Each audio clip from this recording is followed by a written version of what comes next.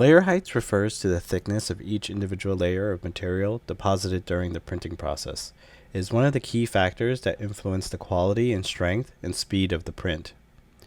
In the Prepare tab under Process, we can click the drop down to see some of the presets supplied from Bambu. Each preset shows the layer height, a description of the print quality, and for the machine it's associated with. Smaller settings will have thinner layer lines offering high quality resolution and detail. The downside, longer print times. Larger, thicker layer lines will increase strength, speed up print time, but have more noticeable layer lines and less print details.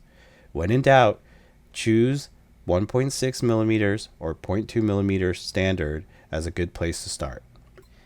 Seams refer to a visible line or mark on the surface of your print. This is caused by the start and end of a layer. By default, seams are set to aligned, which makes a long continuous line through your print.